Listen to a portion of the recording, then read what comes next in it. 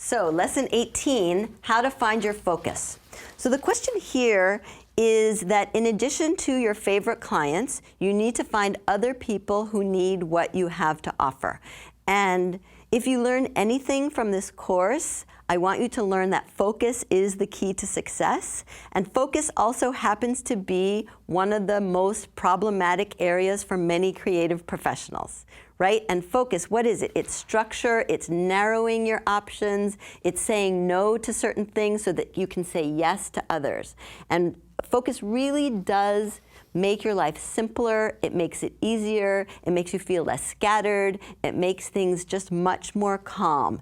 And the thing about focus that I've learned is that you become competent at something specific, whether it's a target market or a service that you offer, but the more you do it for the same kinds of clients, the more competent you feel, and therefore imposter syndrome disappears completely because you know you can do it, and then you become confident, obviously, and you project that confidence, and people trust you, and they can't help but say, I really need this person to help me, right? So it's a continuum, but it's so important, and it really does start with focus. So if you've been resisting focus, and in the back of your head, you know I need to focus, I just can't figure out where to focus. Now, actually, what we're going to go over is 5 different ways to focus, because when I say focus, it's not just one way, it's not just one thing. There are many different ways to focus. And I want to emphasize it's a process. You start moving in a particular focus direction, moving toward narrowing. As I mentioned in session 1, I've been doing this for 28 years. And the first 10, I wasn't focused at all. I didn't work with many creative professionals. I worked with exterminators. And I even had someone who sold those portable Johns contact me as if I could help them market that. And I said no, because that I definitely couldn't do, right? But you have to start by saying no to all of these things that you know you're not going to be competent at, and really focus on the things that you are going to be competent at that the world wants. Because the other key when it comes to focus and how you find clients is not what do I want, who do I want to work with, but what does the world need that I can provide.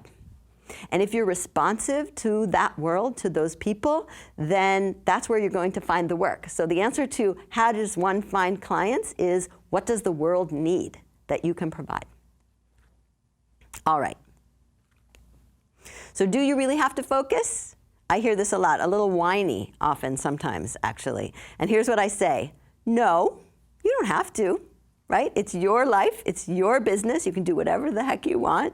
But if you don't, you will be a blur in the eyes of your prospects, right? If you say, I can do anything for anyone, you will not be specific. They won't know how to categorize you, and they do need to pigeonhole you. A lot of creative people say, I don't want to be pigeonholed.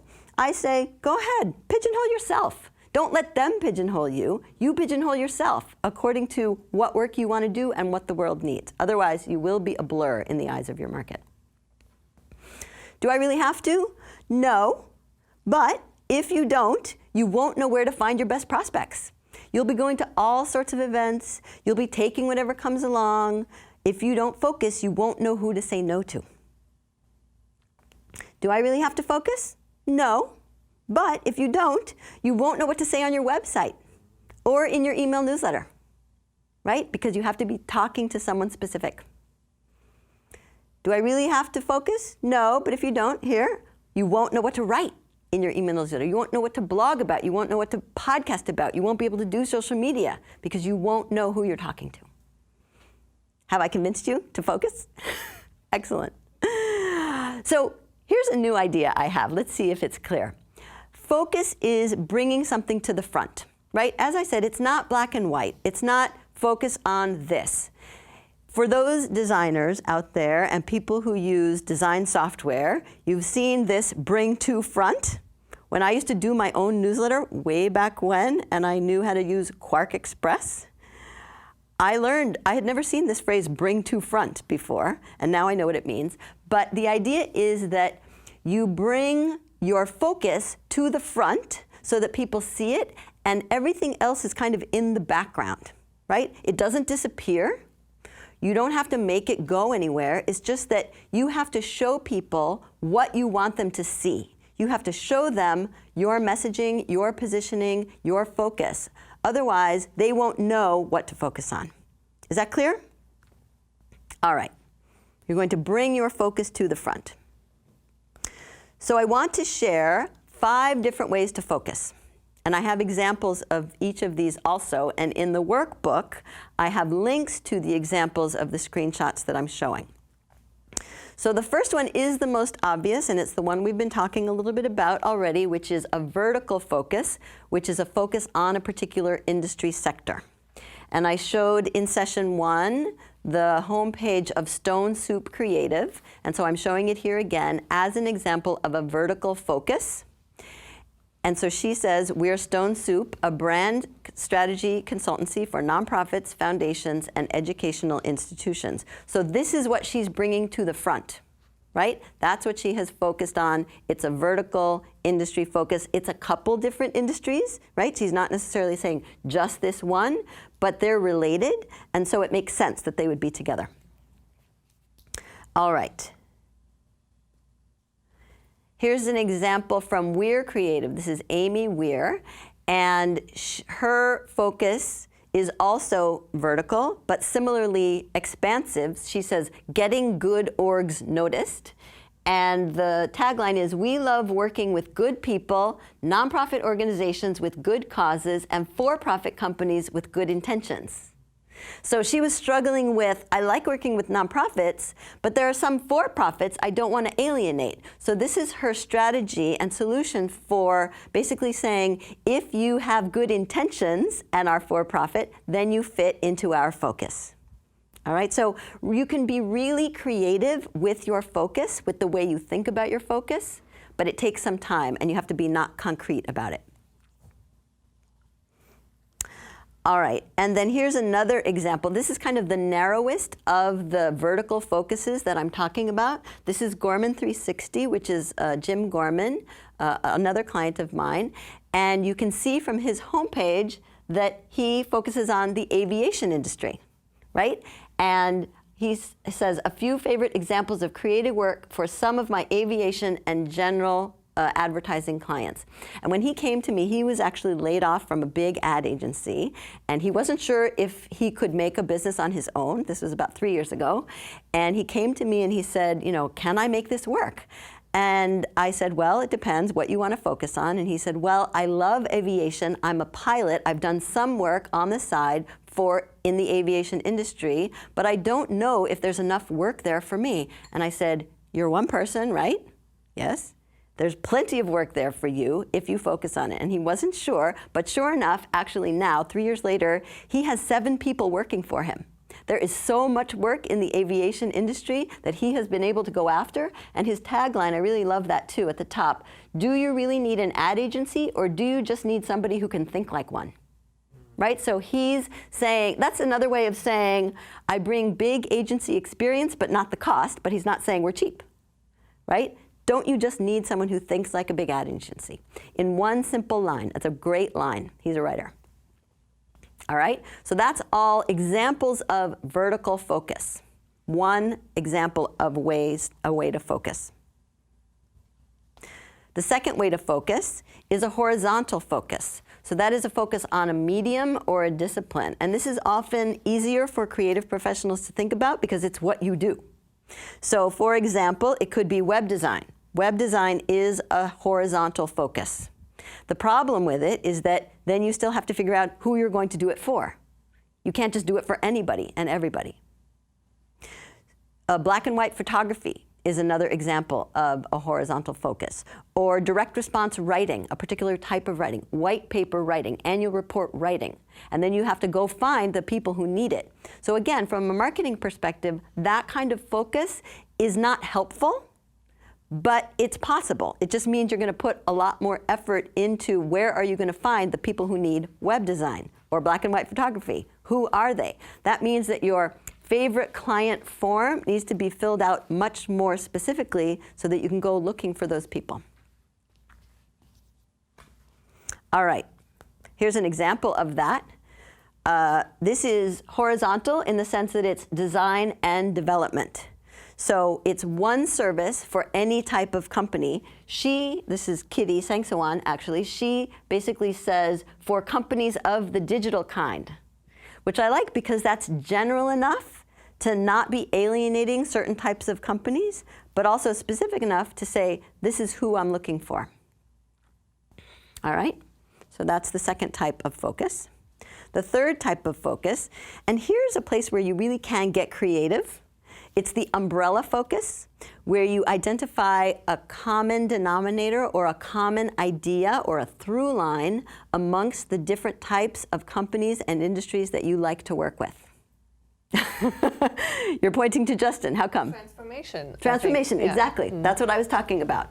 So the transformation umbrella, what would come under the transformation umbrella? Yoga, you said. What else? Thought leaders you've talked about? Mm-hmm. I mean, conservationists, people that are looking to create change, you know, for animals or, you know, the environment. Mm-hmm. So the way you come up with your umbrella, this definitely is creative, but it takes some thought to figure out what it's going to be. But the way you come up with it is you look at all of your examples, your samples, the work that you've done, and you see what is the through line amongst all of them. And sometimes it's hard for you to see it yourself. I do this with clients, and I can see things that they don't see. But I'll show you an example, actually, of a client of mine, Stephanie Heeline, who I'm sure is watching. So hello, Stephanie, of Strategic Design Studio. And her tagline, as you can see, is invigorating healthcare and wellness organizations. So it's healthcare related, but it also includes wellness. So she can work with yoga studios. She can work with hospitals. She can work with health systems. She can work with medical device companies, right? Anything that falls under that umbrella. The next one is to be a specialist in a particular technology. So this is a little narrower than the horizontal focus, where the horizontal was a particular service. I'm going deeper and saying a particular technology, Drupal, Joomla, WordPress. This is specific, especially to software and technology, obviously. But the problem is you still have to figure out who needs that technology. So I actually have a former client who was a specialist in Joomla. And so we were trying to figure out where can she find people who need Joomla? But, you know, a lot of software companies have events that they put on, or they have user groups or meetups or online forums where people are asking questions about that particular software. So that's one way to find your actual prospects if you're a specialist in a particular technology. All right, here's an example. A client of mine also, Laura Foley, she calls herself the cheater of death by PowerPoint. PowerPoint is her technology that she specializes in. And she can do anything related to PowerPoint. She does training, she does mentoring, she does actual presentations, she can do workshops, right? But she has positioned herself as the designer who knows PowerPoint. So that's one example. And she's built a whole, you know, empire, essentially, that serves her and her needs well, just based on that. And I think one of the things that's also interesting about that choice is that so many designers hate PowerPoint that the territory was wide open to her. Nobody else wanted it. If you can find a territory that nobody else wants, you're golden. I've heard scientists say that, actually. If you can find a species that no one else has found yet, then it's yours. Okay, and the fifth way to focus, I actually think this is one of the best ways because this relates to the way your prospects often think about what they need. It is the way you work. When you focus and emphasize, bring to front a service or a particular aspect of your process or the fact that you're reliable or responsive, right? And that's what, as you might have noticed when I showed you Whole Brain Creative, the positioning statement is where to go to get it done. In that positioning statement, you don't know what it is and you don't know what the services are, but if you want to get something done, this is a person who's saying she'll do it for you.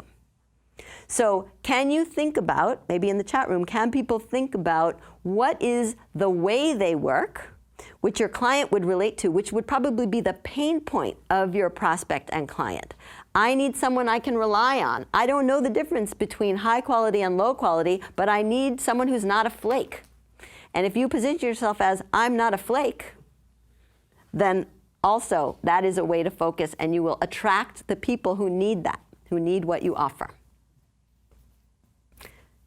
It looks to me like, other than the first one, the vertical one, all the other ones kind of need a little vertical focus as well. And it almost seems like a combination of two is a good way to go.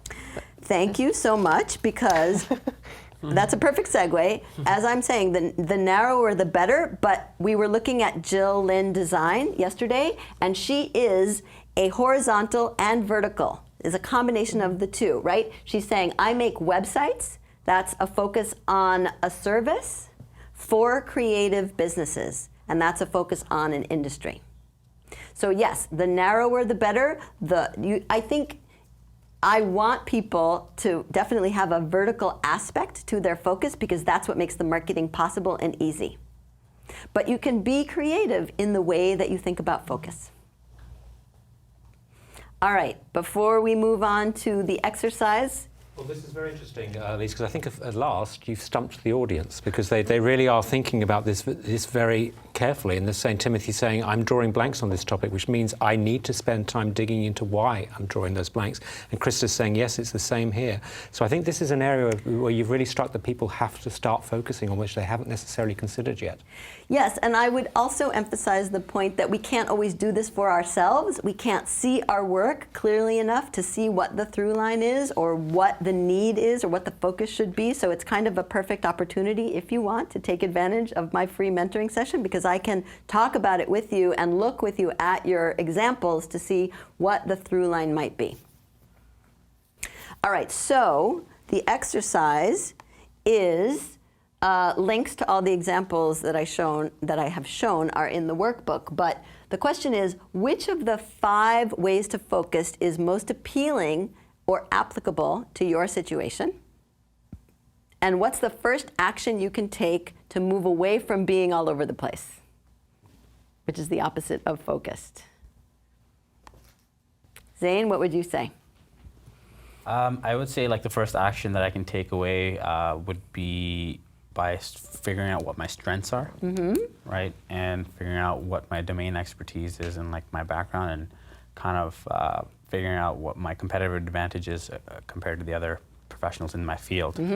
So coming up and with, maybe like, about how you work also, process. So probably coming out with like a statement like, because of my background in, product management, building apps, I'm better than most other professionals in the other fields. So kind of positioning myself that way. Now, what's interesting, you were the one in session 1 saying, I don't want to brag, right? And you just put on the table, here's how I'm better than. And I would frankly never say I'm better than anyone. Here's what I bring to the table. Yeah. Okay? Here's what I've done, not in relation to anyone. They will make that distinction. Got it.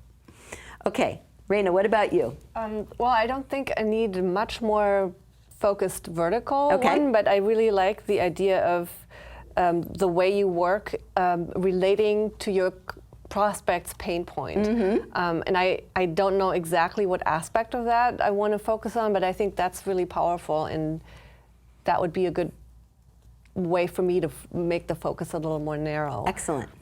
Beautiful. You have something to think about, and then maybe tomorrow when we come back in session 3, you'll have some more thoughts. You don't have to have an answer, right? But just a little bit more progress toward that. Justin.